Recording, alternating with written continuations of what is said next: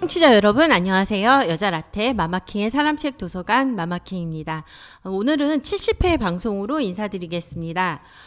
음성으로 들려주고 또 유튜브 영상으로 보여주는 아주마닷컴 지식라디오 방송 청취 준비되셨죠? 자, 오늘도 함께하는 패널 울다우째 하트님, 팍쿡의 정화백님 나오셨습니다.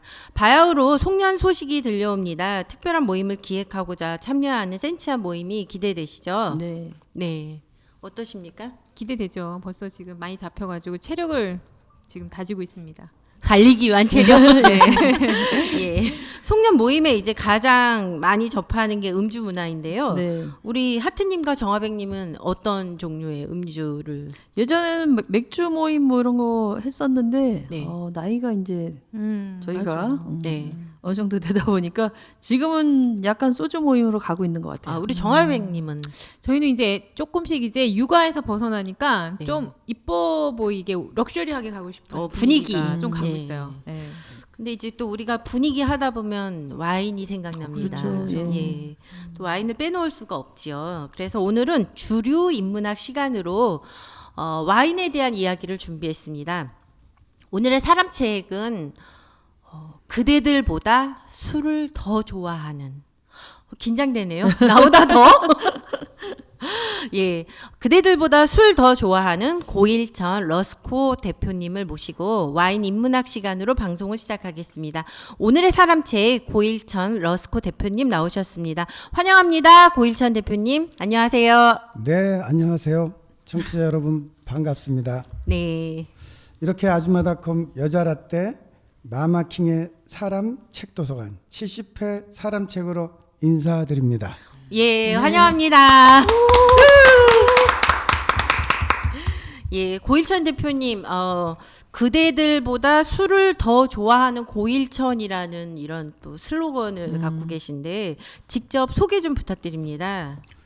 네, 여기 나오신 패널 분님하고 마마킹님도 어쩌다 아줌마가 되었지 않습니까? 네, 네. 그런 것처럼 저도 어쩌다 이렇게 술을 좋아하는 사람이 되었습니다. 그래서 주류 업계에서 지금 20년 넘게 각종 술을 취급하면서 지금까지 조그만 사업체를 운영하고 있습니다. 20년이란 긴 세월을 술과 함께 대단하지 않으십니까? 네, 그러네요. 내가 뭔가 좋아서 하는 일이라면 그 열정이 기대가 되는데요. 오늘도 또 쏙쏙히 또 우리 고일천 대표님이 갖고 계신 또 주류 인문학에 대한 경험과 지식을 파헤치는 시간을 갖겠습니다. 예, 홈파티 문화가 발달하면서요, 가정에서 가족과 함께 와인을 접하는 게 쉽지가 않지요. 예. 다시 할게요. 홈파티 문화가 발달하면서요, 가정에서 가족과 함께 와인을 접하는 그런 문화가 이제 쉬워졌습니다. 또 깊숙한 정서는 와인에 대해서 잘 모르지만 우리가 와인은 뭐 마트나 뭐 이런 대형 쇼핑 공간에서 쉽게 접할 수 있고, 또 과거에는 레스토랑에서만 접했지만 요즘은 또 와인을 쉽게 우리가 쇼핑에서 다시 할게요. 왜 이렇게 꼬이냐? 잘하려니까. 너무 잘하려고 그래. 약균 탓인가 봐요. 자꾸 그 설명을 해가지고 사람들을 시켜가지고 그냥 물론으로 네. 홈파티 문화가 발달하면서요, 가정에서 가족과 함께 와인을 접하는 게 쉬워졌어요. 깊숙한 정서는 모르지만 오늘은 와인에 대한 인문학 시간으로 준비했습니다. 고일천 대표님, 인류는 언제부터 와인을 마시기 시작했을까요? 네, 정말 마마킹다운 질문이십니다. 네.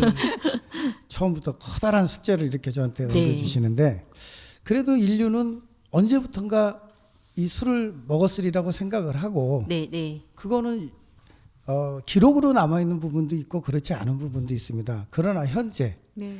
세계적으로 인정받는 주류를 마셨다는 근거는 유네스코가 인정한 부분이 한 부분이 네, 네. 있습니다. 최근에 미국의 모 대학하고도 연구해서 발표된 그 리포트에 나와 있듯이 유럽 조지아라는 나라가 있습니다. 네. 구소련 시대에는 그루지아라고 알려져 있지만 소련으로부터 독립한 후에는 영어식 이름 조지아로 이제 불려지고 있습니다. 그래서 조지아에 크베블이라고 하는 항아리가 발견됐는데 네. 그 항아리에 뭐가 생겼는지 방사선 동위원소로 조사를 해보다 보니까 거기에 와인을 마셨다는 흔적이 발견되었어요. 네. 네. 그래서 유네스코는 그것을 인류 최초의 와인을 마셨던 근거로 인정하고 조지아를 The Cradle of Wine, 즉 와인의 요람이라고 네. 불려지게 됐습니다. 와, 그럼 8,000년 전서부터 조지아에서는 와인을 마셔요. 저희는 이제 조지아 하면 커피, 조지아 커피로 알고 요즘 들어서 이제 조지아라는 나라를 국내에서 그 배낭여행족들이 가는 걸로 이제 시작된 걸로 알고 있는데요. 이렇게 역사가 깊은 와인에 그 스토리가 있네요. 그럼 다른 나라에 대한 역사도 좀 알려주십시오. 미국은 어떤지 또 우리가 쉽게 아는 뭐 그리스나 로마 궁금합니다. 예. 역사적으로 볼 때 연대별로 볼 때는 조지아 다음으로 기록에 남는 나라가 아르메니아라는 나라입니다. 아마 여러분 아마 생소하실 거예요. 이쪽이 메소포타미아 문명 위쪽에 근거해서 왼쪽으로는 흑해, 오른쪽으로는 카스피해가 자리 잡아서 중간에 코카소스 산맥이 형성된 지역입니다. 인류 4대 문명국 중에 하나의 언저리에 있는 나라로서 아르메니아는 여러분이 잘 아시는 노아의 방주라고 하는 산, 네. 성경에 나와 있죠. 네. 네, 네. 아랄라트 산이라는 데서 노아가 와인을 재배했다는 근거가 또 발견됐습니다. 그래서 4,000년 전에 아르메니아에서 와인이 생산됐다는 그런 근거도 나오고 그 이후로 남하하게 됐어요. 유럽의 남쪽으로 그리스나 로마 쪽으로 이어져서 와인이 전 세계적으로 퍼지게 됐습니다. 와인이 전 세계로 퍼지게 된 데는 좀 아이러니컬하게도 전쟁과 관련이 있습니다. 네. 참 인류 역사상 불행한 일이죠. 이해가 잘 안 가시는 부분이시죠? 네, 네. 전쟁과 와인의 네. 역사라. 예. 그 아름답고 가장 문화적이고 우아하게 마셔야 될 와인이 네. 로마 전쟁으로 인해서 전 유럽에 확산이 되게 되었습니다. 아, 그렇구나. 그래서 로마가 왜 그렇게 와인을 생산하고 전쟁과 인연이 있었냐면 유럽은 여러분들 여행을 많이 다녀보셔서 아시겠지만 물 상태가 안 좋아요. 네. 네. 석회암질도 많고 네. 그래서 물 공급이 안 되는데 로마가 로마 제국 즉 팍스 로마나를 꿈꾸던 임페리얼 시절에 전 유럽을 장악하기 위해서 로마군을 보내는데 거기에는 로마군들이 현지에서 적응할 수 없는 물이 있습니다. 그 물을 먹으면 질병에 걸리게 되고 네. 요즘 말하는 뭐 우리가 외국 가서 그 나라 현지 물을 맞아요. 먹으면 배탈이 난다든지 네. 그런 거죠. 예, 예. 전투력에 손실이 오는 거죠. 그러네. 그래서 로마는 모든 길은 로마로 통한다라는 말처럼 전 유럽의 로마 제국 군사에게 로마에서 생산된 와인을 전 유럽에 공급하게 되었던 거죠. 그게 전 세계에 와인이 퍼지게 된 계기가 되는 겁니다. 아, 그런 또 와인이 알려지는 계기가 있군요. 그러면 다른 또 역사적인 나라에 관련된 스토리가 또 있을까요? 당연히 무수히 많은 그 연관된 이야기가 있죠. 이렇게 아름다운 와인을 얘기할 때 우리는 네. 또 신대륙, 구대륙, 또 네. 미래를 꿈꾸지 않을 수 없습니다. 네, 네. 우리가 좀 아까 언급했듯이 유럽의 와인은 로마서부터 시작됐죠. 물론 그 이전에 그리스에서부터 뭐 바카스 신이라든지 네. 신화에 나오는 부분도 있지만 구대륙에서 신대륙으로 넘어가는 아주 획기적인 사건이 생기게 됩니다. 그거를 이 와인 업계에서는 그게 획기적인 혁명 또는 새로운 발견 뭐 다양한 표현이 이루어지는데 네. 필록세라라고 하는 병이 생기게 됩니다. 그 당시에는 유럽에만 주로 그 와인 생산이 활발하게 이루어졌는데 거기서 피록셀라라고 하는 뿌리를 갉아먹는 진드기가 생김으로써 유럽이 황폐화하게 됐습니다. 그 와인들이 전체가. 네.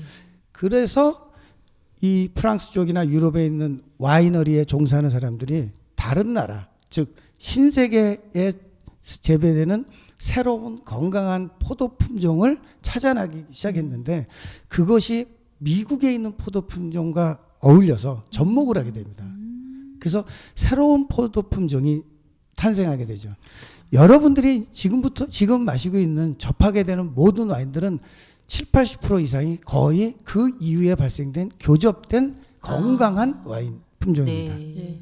그 자연 현상에 의해서 또 다른 새로운 와인 문화가 형성된 거네요. 네, 맞습니다. 예, 경작지도 바뀌다 보니 토양이 바뀌다 보면 맛도 달라지잖아요. 네, 맞습니다. 네.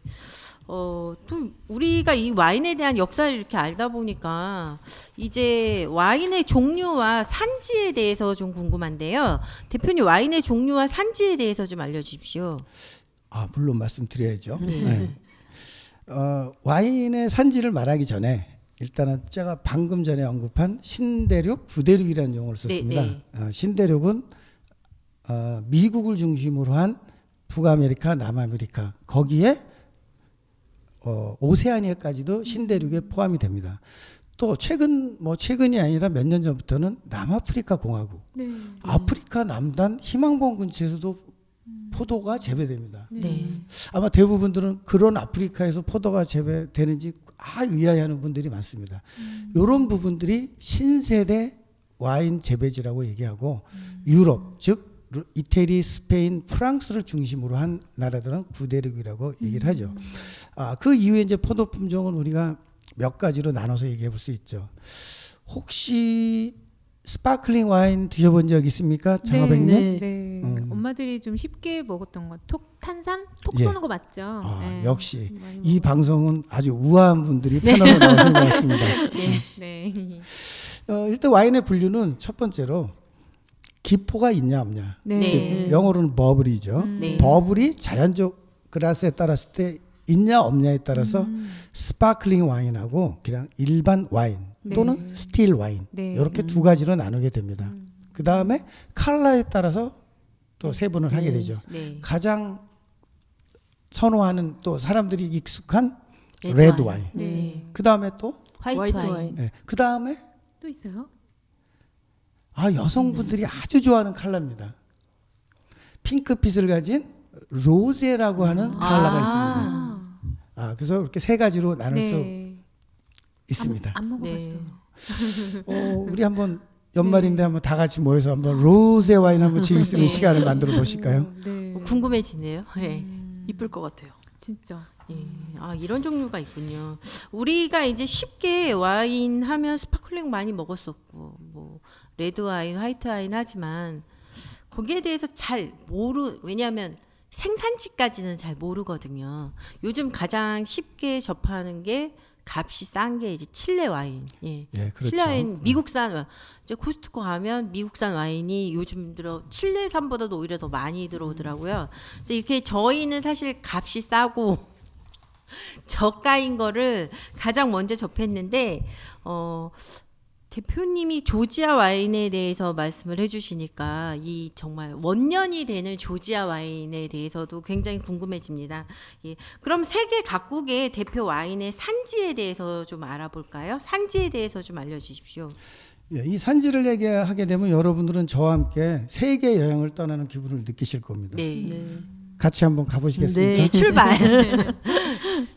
그래도 아무래도 우리가 좀 전에 얘기한 프랑스를 네. 제일 먼저 네, 얘기하죠. 와인하면 네. 프랑스.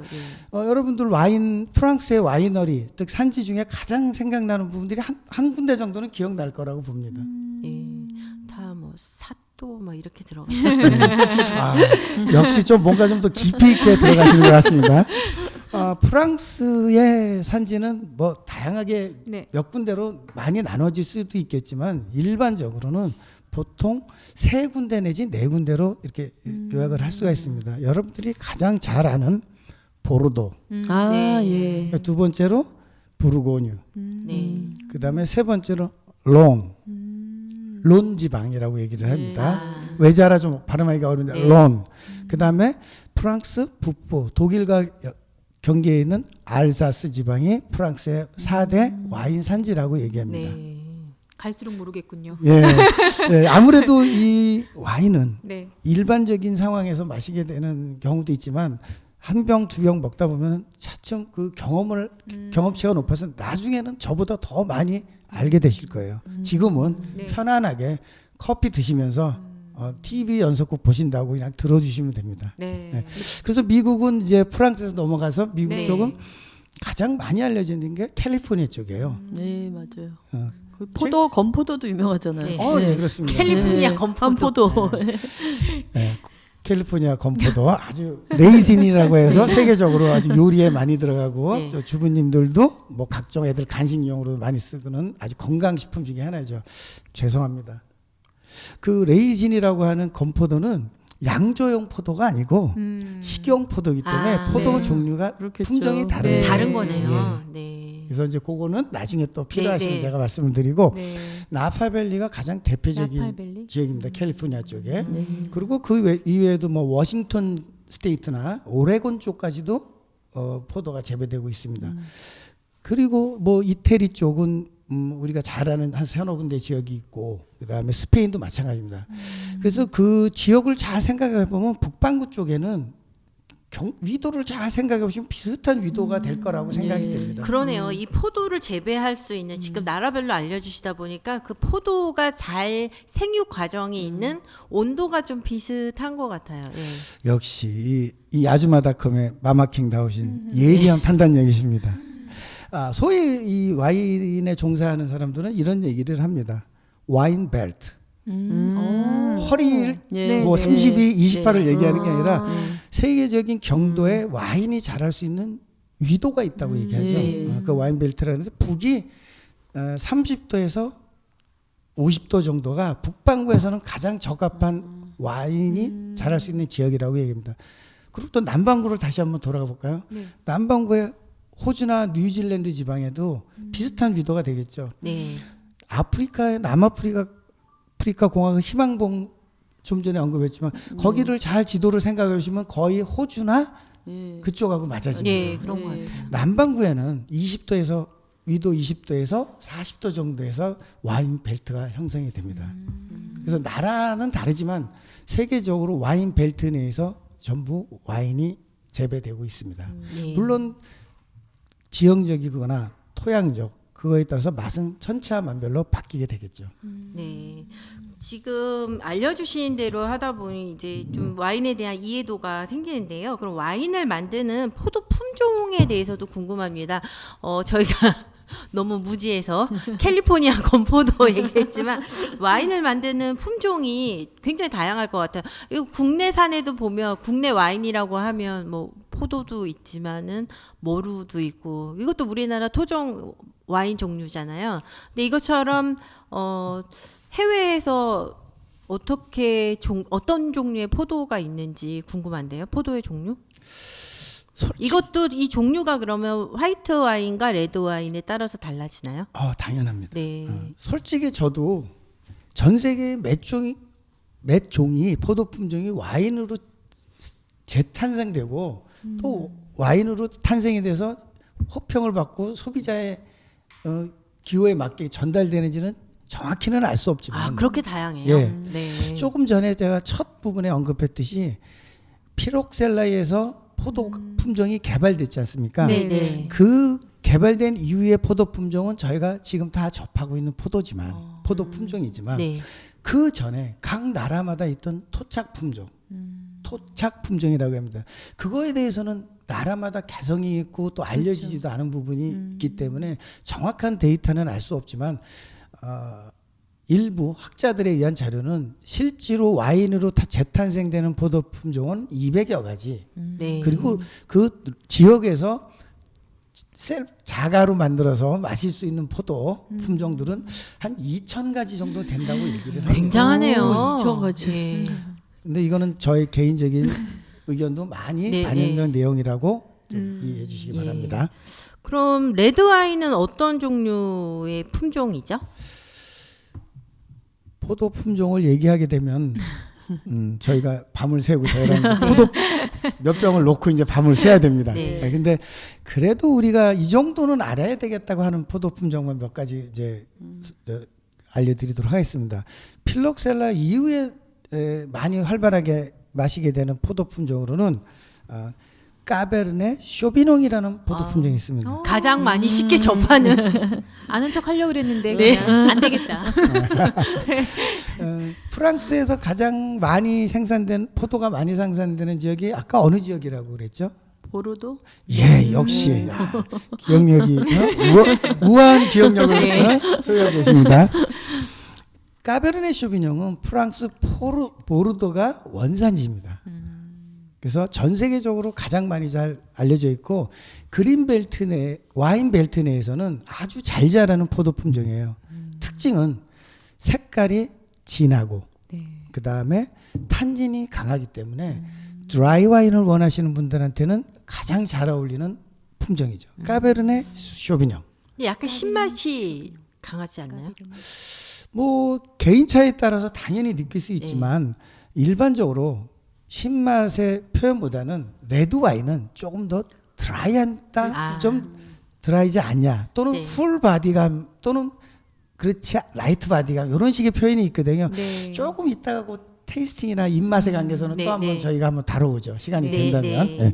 그 다음에 유명한 게 메를로라고 하는 품종이 있습니다. 영어로는 멜롯이라고 하는데 마찬가지로 프랑스 보르도 지방이 원산지고 보르도 지방에서는 거의 모든 와인을 까베르네 쇼비뇽과 메를롯을 블렌딩해서 만듭니다.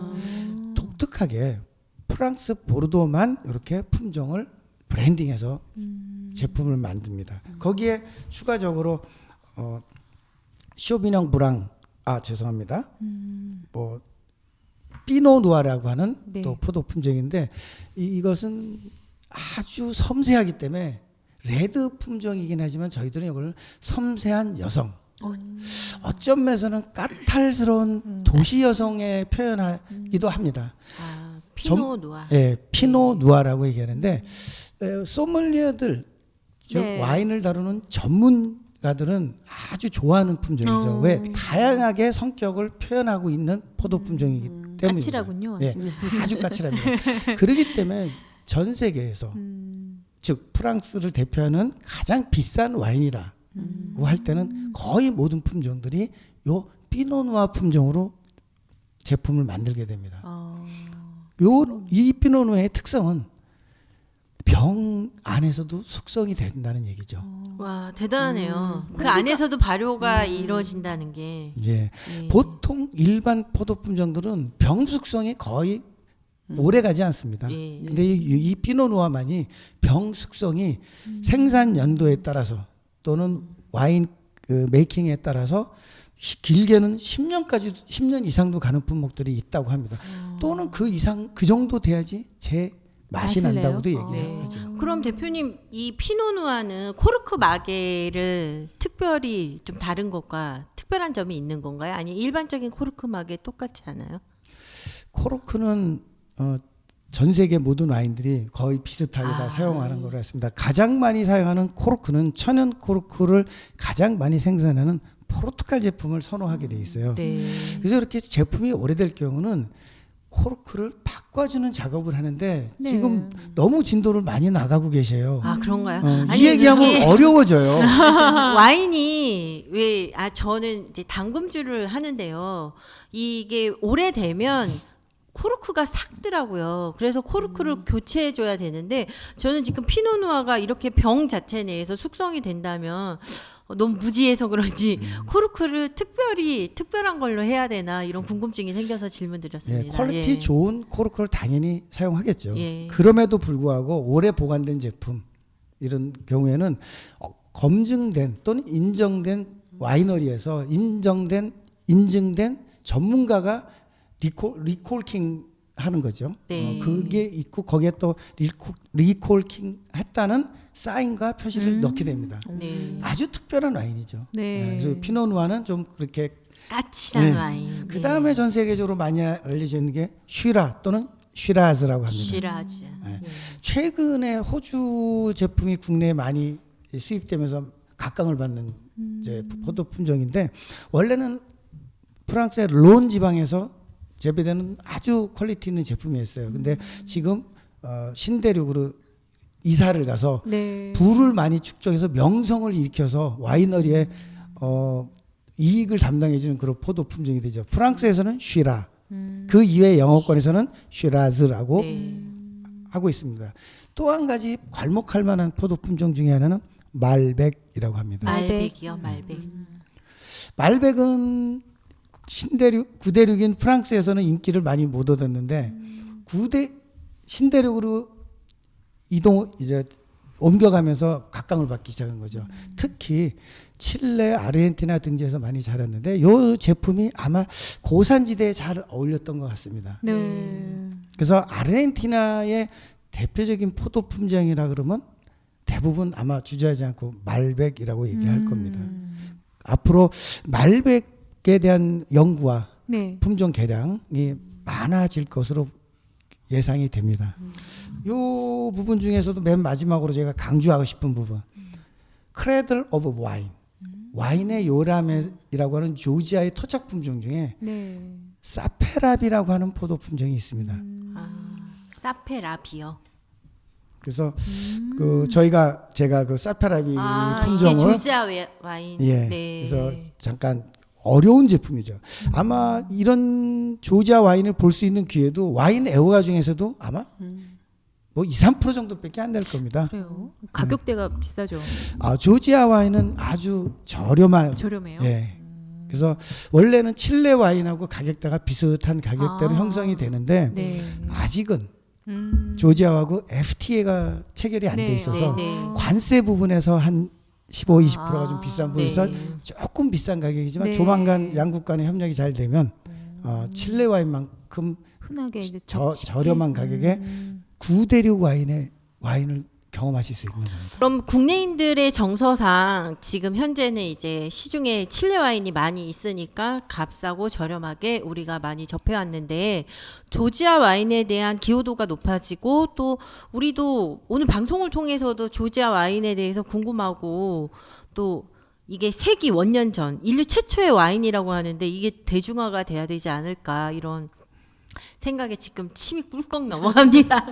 예. 기대하셔도 좋은 포도 품종입니다. 네. 그러면 화이트 와인에 대해서도 좀 알려주십시오. 예. 전 세계 포도 판매 중에서 네. 레드 와인이 차지하는 비중이 아무래도 화이트 와인보다 네, 그렇죠. 높습니다. 예, 그런 것 같습니다. 예. 이어서 얘기하면 조지아는 레드보다 화이트 품종이 더 많이 소비되는 나라입니다. 그럼 화이트 와인의 그 특징 있듯이 깊이 있는 향기 이게 여성들은 향기를 되게 좋아하시더라고요. 예. 특히 아줌마들은 예민하신 것 같아요. 예. 예. 죄송하지만 조지아 와인은 강한 향기보다는 네. 은은한 아줌마다운 아주 차분하고 자상한 맛이 네. 간직하고 있는 그런 성격이 화이트 와인입니다. 그렇군요. 그래서 조지아의 화이트 와인은 르카치텔리라고 하는 품종인데 네. 여러분들 이제 좋은 기회가 되면 저와도 한번 테이스팅해 볼 수 있도록 하겠습니다. 세계적으로 가장 잘 알려져 있는 화이트 와인 품종은 화이트 와인의 여왕이라고 하는 호칭을 갖고 있는 샤르도네라고 네. 하는 품종입니다. 네. 네. 많이들 들어보셨을 많이 것 같은데요. 네.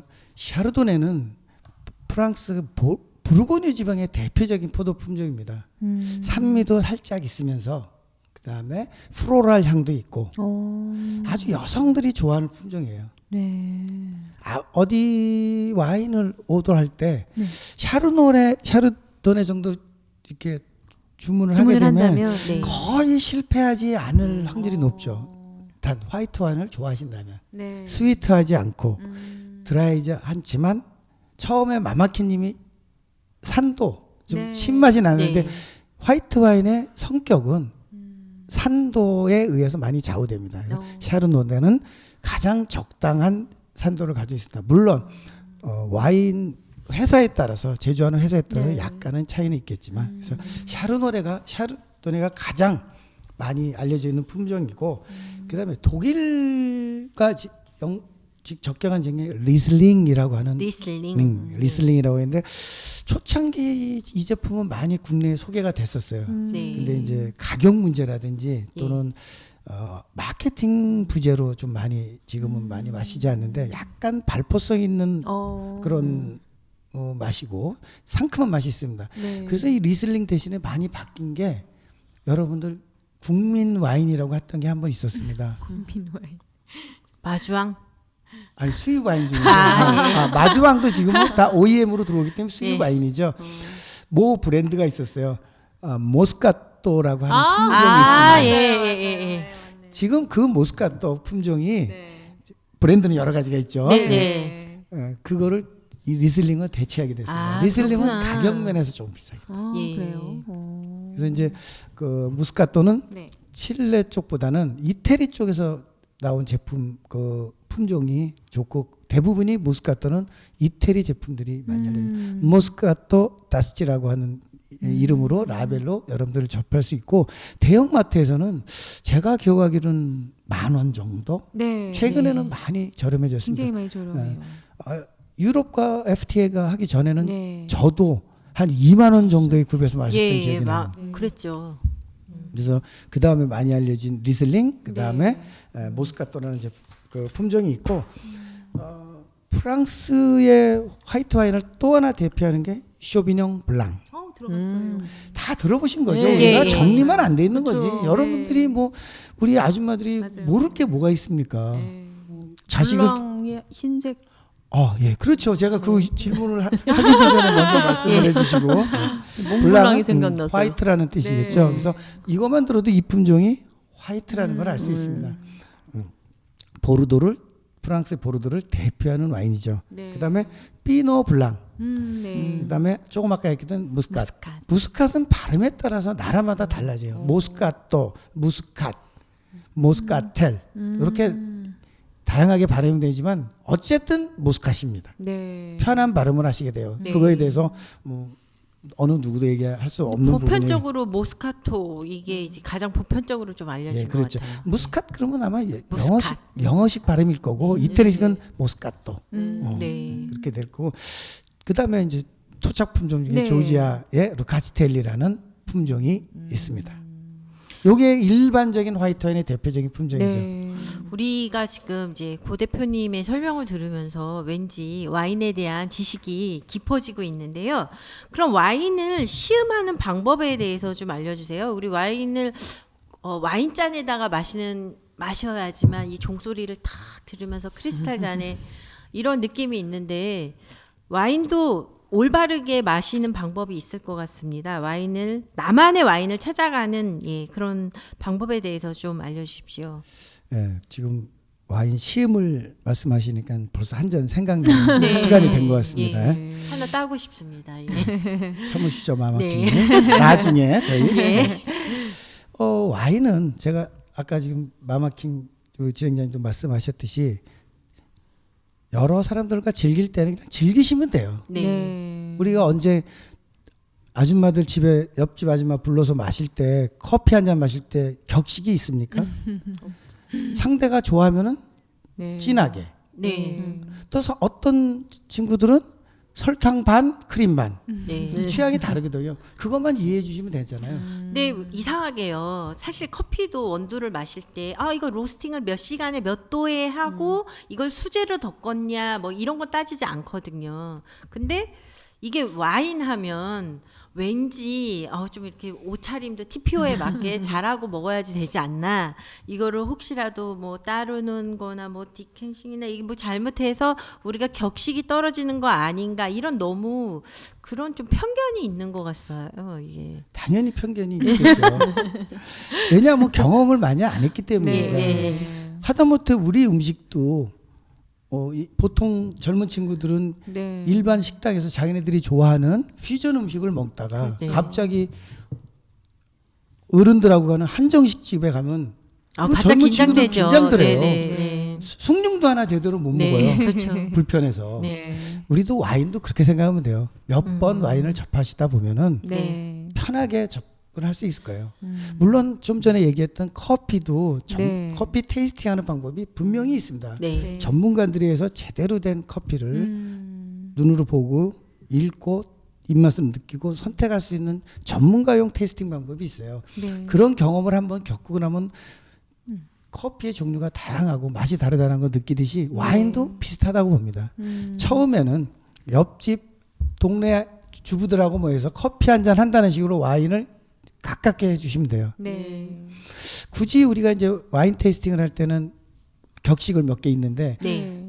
나만의 와인을 찾아가는 방법을 우리는 와인 테이스팅이라고 저는 정리하고 싶어요. 아, 네. 네. 와인 테이스팅. 예. 즐기는 게 아니라 요거는 테이스팅이에요. 네. 마시는 것도 아닙니다. 드링킹 아닌 테이스팅. 테이스팅의 방법은 시각과 후각과 미각을 총동원해서 간단하게 자기가 체크를 하는 겁니다. 네. 시각적으로 컬러를 확인하고 네. 후각으로 아로마, 영어로는 뭐 어로마라고 멋지게 네. 발음들 하는 네. 분인데 그다음에 그 아로마 이어서 나오는 부케. 부케는 많이 들어보셨죠? 예. 예. 결혼식 꽃. 와인 테이스팅 할 때 부케는 좀 다른 의미예요. 네. 아로마는 네. 처음 우리가 와인잔에 따라서 와인의 향을 맡을 때 첫 번째 나오는 와인 자체의 향기, 그걸 아로마라고 합니다. 주로 네. 아마 과일 쪽이나 프루트 쪽이나 또는 신선한 뭐 베리 종류 네. 이쪽의 맛을 많이 느끼실 거고 부케라고 할 때는 첫 번째보다는 2차적으로 발생된 와인의 또 다른 맛. 오크통에서 숙성을 했다면 네. 즉 리저브드 된 와인은 오크통 안에 미묘한 세계의 맛을 그렇죠. 전달해 네, 줍니다. 네. 그런 맛들을 부케라고 얘기하죠. 좀 다르게 표현되죠. 그래서 네. 일반적으로는 처음에 느꼈던 코로 느꼈던 걸 아로마. 그 다음에 두 번째로 딥 브레스를 통해서 느끼는 맛을 부케라고 얘기합니다. 이게 갑자기 또 불어 시간이 된 것 같은데 저는 죄송합니다만 불어 전공은 아닙니다. 네. 그러니까 2차적인 생성 과정에서 느끼는 맛 부케. 네. 유식해지는 것 네. 같아요. 그다음에 이제 미각을 동원하게 되겠죠. 네, 예. 미각은 뭐 사람마다 천차만별의 미각 그 발달 상태가 있죠. 어떤 분은 단맛에 예민하고 어떤 맛은 신맛에 네. 예민하고. 그러니까 거기서 나만의 와인을 찾으시면 돼요. 그래서 처음에 마셨을 때는 한 잔을 한 모금 정도를 입안에 돌릴 정도로 싹 넣어서 그다음에 두 번째는 목을 적실 정도로. 네. 근데 그것이 내 입맛에 안 맞으면 테이스팅 중인이 있다. 네. 중에는 버리셔도 돼요. 네. 네. 그 정도는 또 그거는 이제 우리가 테이스팅용으로 쓰는 거니까. 그러면서 테이스팅 노트를 작성하시면 됩니다. 그래서 보통 테이스팅 노트는 네. 이렇게 길게 일자로 해서 오른쪽에 드라이 또는 왼쪽에 스윗 해가지고 네. 이 맛은 어떤 맛이다. 그래서 내가 기억하기 위해서 그 단순한 표시를 해놓는데 네. 그걸 쌓이게 되면 나만의 와인을 찾아가는 참고서가 되는 겁니다. 네. 그 커피를 잠깐 배운 적이 있는데요. 커피를 막 그냥 무조건 아메리카노, 진하게, 뭐 연하게, 뭐 이렇게만 하다 어느 순간 내가 맛을 모르는 느낌 있잖아요. 이게 뭐 도대체 뭔지도 모르는지 약간 습관성으로 먹는 거 아니면은 뭐 스타벅스나 이런 브랜드에 취해가지고 이렇게 뭐 시킨다든가 이런 겉멋들린 느낌이 한번 들은 적이 있어요. 그래서 배워봐야 되겠다 해서 한번 센터에 가서 배워봤는데 똑같은 원두를 내렸는데 빨리 돌리고 물을 뭐 어떻게 하는 방향이고 뭐 각자 똑같은 원두를 갈아주셨는데 다 같이 돌려서 먹어보니까 맛이 다 틀린 거예요. 그래서 되게 신기하다 그랬거든요. 누가 내리면 시큼하고 누가 하니까 또 그 시큼한 맛이 덜하고 막 그랬어요. 와인도 이렇게 잔에다 따라 마실 때 사람들이 잡는 거나 뭐 이렇게 뭐 이런 거에서 맛이 또 달라질 수 있는지도 좀 궁금하거든요. 당연하죠. 지금 경험했듯이 네. 와인도 잔의 상태나 네. 잔의 종류 네. 그리고 어떻게 마셔야 되냐에 따라서 맛이 천차만별로 바뀌죠. 첫째 와인은 그 오감을 다 느끼게 되는데 네. 저희가 만약에 한식집에 갔는데 굴비를 구워줬어요. 근데 옆에 있는 네. 종업원이 서빙하는 종업원에서 굴비에 대한 설명을 해줍니다. 우리가 그냥 먹을 때 한 점 먹었을 때는 굴비 괜찮네. 네. 그런데 그 서빙해주는 종업원이 이거 영광에서 말린 아주 특산품 네. 굴비입니다. 저희 레스토랑만 한정식집에서만 어. 제공하는 특별하다고 할 때 여러분들은 다음 젓가락에서 그 네. 굴비의 맛이 어떻겠어요? 특별해지죠. 그런 거랑 똑같습니다. 그리고 그게 어떤 뇌의 작용뿐 아니라 실제로 입맛에도 변화를 준다 그럽니다. 와인 테이스팅에서는 와인 글라스가 참 중요한 부분을 네. 차지합니다.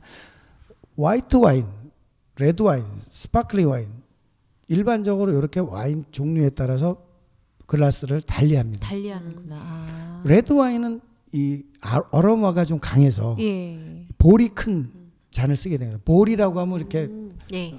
뚱뚱한. 예, 뚱뚱하고 그리고 예. 입 주변이 조금 작은 예, 듯한 거. 요렇게. 그래서 아로마를 모아서 코에다 갖다 전달해 주기 때문에 약간은 네. 볼은 넓고 위에 림 쪽은 네. 좁은 걸 쓰게 네. 되죠. 그리고 화이트 와인은 좀 그보다 좀 덜한, 날씬한. 약간은 좀 벌려져 있는 거. 아. 향이 많지 덜하고 산미가 있기 때문에 그 네. 정도만 느낄 수 있는 거. 그리고 스파클링 와인은 버블을 즐기는 거예요. 와인 중에서 살아있는 생동감을 즐기는 와인이 스파클링 와인입니다. 네. 어떤 파티나 즐거운 자리에서 스파클링 와인을 따르게 되면 그 버블이 그 파티가 끝날 때까지 지속되기를 바라는 사람들이 많아요. 화려하죠. 또 네. 그게. 파티 가서 스파클링 와인 드셔보신 적 있으시죠? 마마키님도. 네. 그렇지만 이제 우리가 그 익숙치 않은 네. 스파클링 와인에 대해서 오늘 좀 잠깐 말씀드리면 버블을 즐기시면 됩니다. 맛보다는 물론 이제 고급 와인들은 네. 맛도 좋지만 시각적인 면에서 그 버블이 지속적으로 같은 모양이 꾸준하게 잔에서 이렇게 올라올 때 보면은 나는 살아있는 싱싱한 와인을 마신다. 한번 연상을 해보세요. 네. 그런데 옆에 내가 존경하는 분이 계시고 또 사랑하는 나의 배우자가 있고. 그분이 이제 배우자가 될 수도 있고 네. 또 사랑하는 자식이나 후배들 네. 또 연인이 있다고 생각하면은 그 버블에서 그 사람들의 얼굴과 웃음과 행복을 찾을 수 있다고 봅니다. 그래서 스파클링 와인이 최근 트렌드가 네. 젊은이 층에서 많이 호평을 받고 있어요. 잔에 따라서 네. 와인은 그래도 달리해서 마셔야 된다. 특히 스파클링 와인은 그렇습니다. 네. 그러니까 와인에 있어서의 당도와 바디감, 산도 이 모든 것들이 와인을 마시는 그 느낌을 다 틀리게 하는군요. 그러면 처음 술을 접하는 이 와인 문화 세대를 위해서요. 와인을 마시는 예절과 또 성숙한 와인 문화에 대해서 좀 알려주십시오.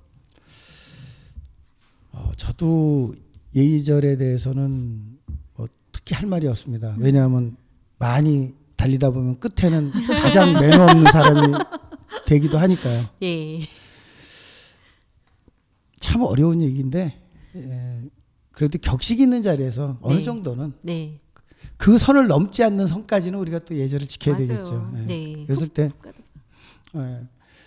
많이 좀 선을 넘어 보셨습니까? 그렇죠. 얼마 전에 제가 아시는 분이 전시회 하셔가지고 이제 그 끝나고 이제 옥층에서 이제 와인을 좀 하셨어요. 이렇게 파티를 했는데 그때 취하니까 다 똑같더군요. 전부 다 취하니까 나중에는 다 그냥 똑같은데 아무튼 그때 이거 조절해야 되겠다. 이거 훅 가네 막 이러면서 그랬던 것 같아요. 근데 그 와인 이 병 디자인 뭐 이런 거 하면서 굉장히 막 기분이 좋아가지고 다들 되게 멋있게 먹다 보니까 전부 다 꼴딱꼴딱했죠. 예. 누구나 다 그 선까지 안 가기를 바라고 네, 맞아요. 와인을 즐기기를 바라겠습니다. 네. 예. 단 선을 넘을 수 있는 경우는 딱 한 가지가 있죠. 집에서 네. 사랑하는 그이와 함께 그럼요. 완전 해방된 상태에서 즐기셔도 됩니다. 그런데 마구잡이로 원샷하고 해서 그 선을 넘어가지 마시기 바랍니다. 그럼요. 맞아요. 와인은 와인 자체를 마시는 것보다 분위기를 네. 마신다고 보면 됩니다. 그러니까 맥주는 원샷이 구호로도 되게 쉬운데 와인은 사실 원샷이 안 되는 것 같아요. 네, 그렇죠. 그리고 또 그렇게 마셔서도 예. 분위기를 이끌어가지 맞아요. 못하죠. 그렇죠. 저는 뭐 분위기는 뭐 많이 경험해 보실 텐데 아니 어쨌든 와인은 원샷은 아닌 것 같아요. 그렇죠. 그러니까 와인을 이 병 자체의 바디감이 되게 좋잖아요. 그러면 저희가 보통 우리가 이제 우측 오른손 문화잖아요. 그럼 와인을 따라줄 때도 오른쪽에서 하는 게 가장 예절에 맞는 건가요?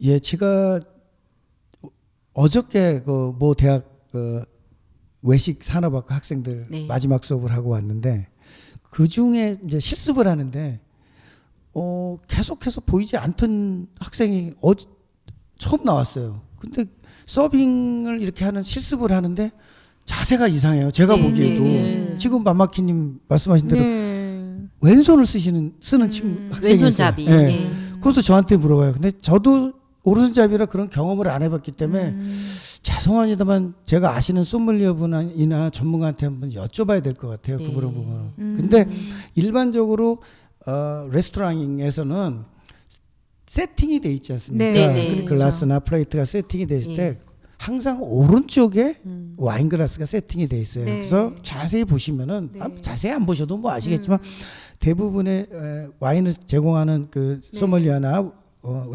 웨이터들은 주로 오른쪽에 와서 주로가 아니라 거의 오른쪽에 네. 와서 서빙을 하게 되고 그 순서가 있습니다. 제일 먼저 소믈리어가 또는 와인 전문가가 병을 오픈하게 되면은 호스트 테이스팅이라는 게 있어요. 그 자리에 네. 주빈, 네.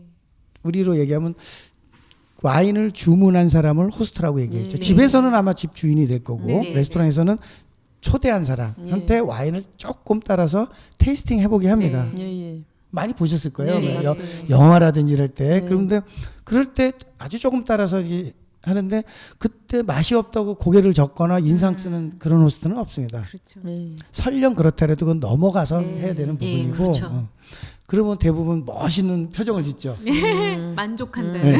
아주 왜냐하면 자기가 페이할 거니까 그렇죠. 네. 그 초대한 분들은 즐거움을 주기 위해서 네. 그러면 그 와인을 서빙하는 분들은 첫 번째로 오른쪽으로 돌게 돼요. 네. 시계 방향으로. 그래서 네. 그 호스트 옆에 있는 여성분 첫 번째 여성분에 가서 오른쪽에 있는 잔에다 따라주고 여성 먼저 시계 방향으로 서빙을 합니다. 네. 그리고 두 바퀴를 돌더라도 그 다음에 남성이 되겠습니다. 네. 네. 그렇게 해서 이제 서빙하는 순서가 이제 되고 서빙을 할 때는 멀뚱원이 있는 게 아니고 네. 서빙해 주는 사람한테 내가 서빙 받을 나도 에티켓이 있다. 그래서 살짝 글라스의 풋 부분, 풋은 우리가 맨 바닥에 닿는 네, 네. 부분을 살짝 잡아준다든지 터치를 해주는 거. 네. 그런 정도라면 서빙해 준 사람도 즐거운 마음으로 서빙을 하게 되죠. 네. 그런데 싫을 때는 조금을 원한다든지 싫을 때는 아예 위에다 이렇게 우리가 의사 손으로 표시를 의사 표시를 해줘야 해야 되는군요. 됩니다. 예. 그리고 너무 많이 따다니면 조금 마시고 싶으면 네.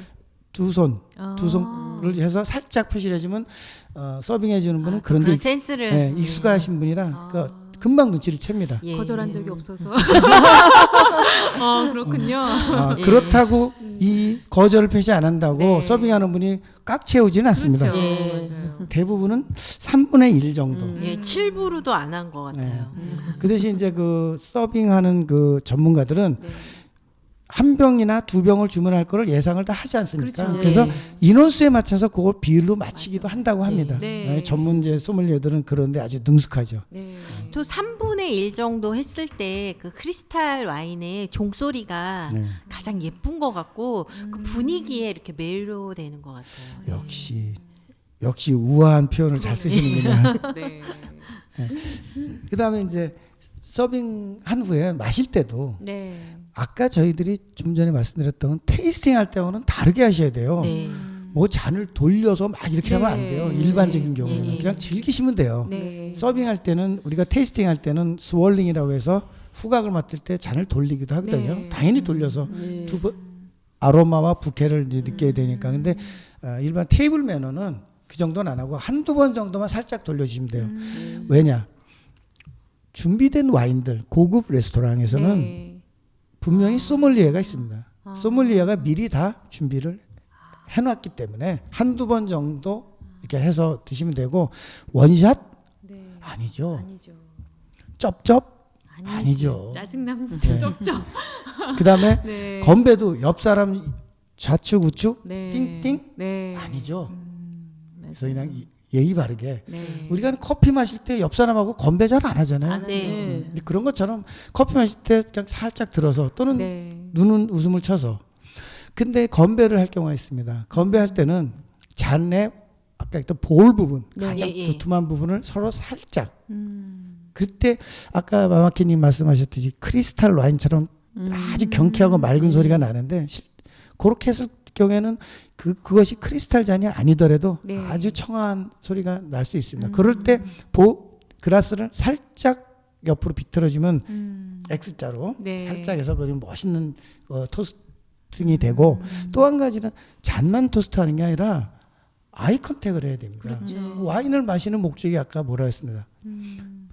소통, 네. 분위기를 마시는 네. 거기 때문에 토스트하면서 상대방의 눈, 자기가 건배하는 사람의 눈을 쳐다보면서 네. 사랑도 나누고 애정도 느끼고 그리고 비즈니스 하는 분들은 비즈니스에 그렇죠. 그 사람의 눈에서 저 사람이 어떤 가격을 제시할까 예측도 해보는 거죠. 그렇죠. 네. 그래서 아이 컨택은 필수적이라고 봅니다.